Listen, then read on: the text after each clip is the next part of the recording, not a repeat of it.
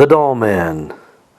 With the aid of a strange tablet, Daryl Dane can reduce himself to the size of a doll. Known as only the Dollman, he fights the underworld, aiding the poor and unfortunate. It is midnight, but the light in Professor Roberts' laboratory still shines, as Daryl Dane's close friend works tirelessly on a new experiment. At last, he pauses. It is finally completed. The most powerful gas in the world. Too powerful. If I sell it, it'll be used to kill men. Bah!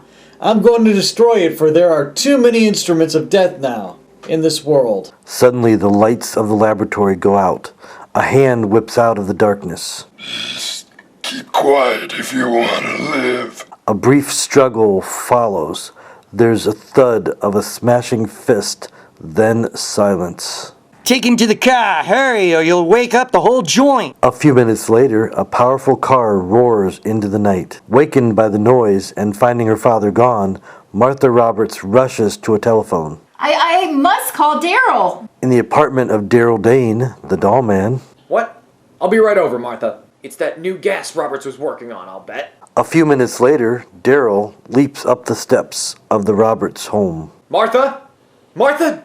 What? She's out cold. Fainted. Room disorder. There must have been a scrap. Deftly, Daryl restores her to consciousness. Oh, where am I? Daryl? Oh, thank goodness. Then 3 men dragged Father into the car. It was all mud spattered.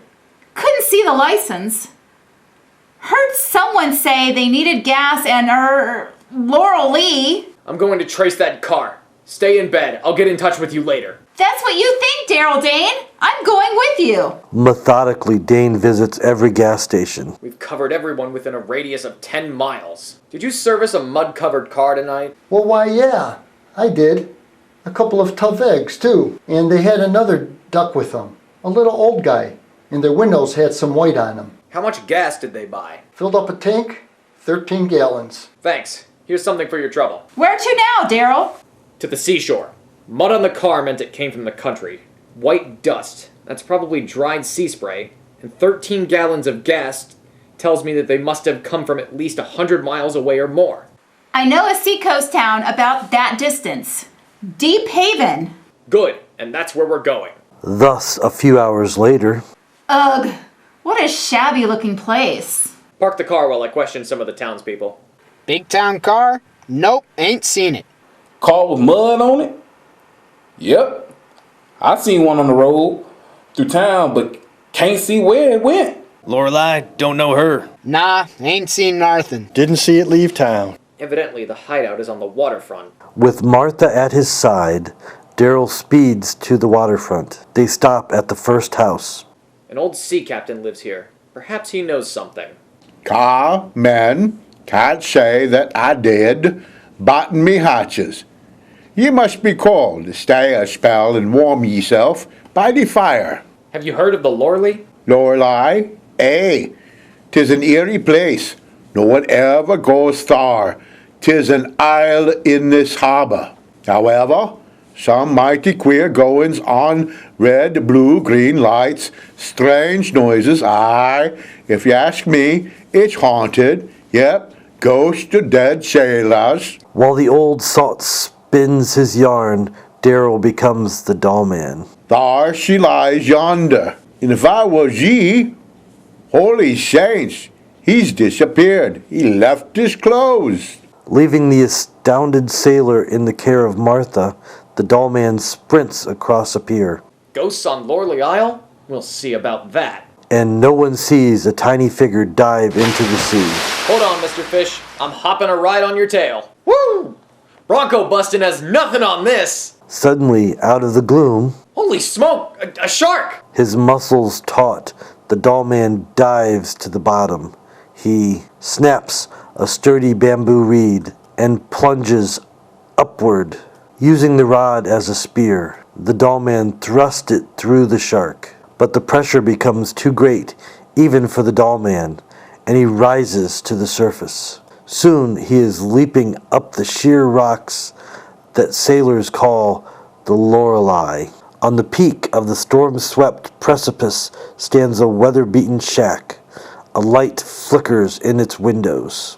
Inside the hidden house, a grim drama unfolds. Dr. Roberts is in the hands of Anton Bach, international spy. You're wasting your time, Buck. I'll never work with you, and there's no written formula. You won't get a thing. You underestimate me, Professor Roberts. I have many ways of getting information.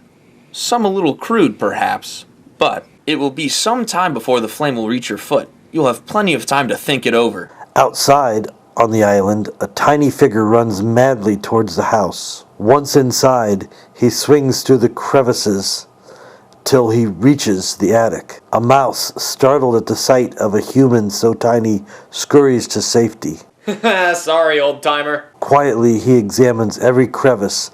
At last, he finds himself overlooking the room. They're torturing Roberts. Stop, you fiends! Don't say a thing, Roberts! Who said that? Where'd that voice come from? The ceiling! At that, the doll man swings through the crack and leaps across the room. He catches the light cord and throws the room into pitch darkness. He drops on the collar of Anton Bach. Yow! What the? Your nose makes a swell springboard, Anton, old pal. And with the speed of lightning, the doll man puts out the candle flame. The lights again flash on.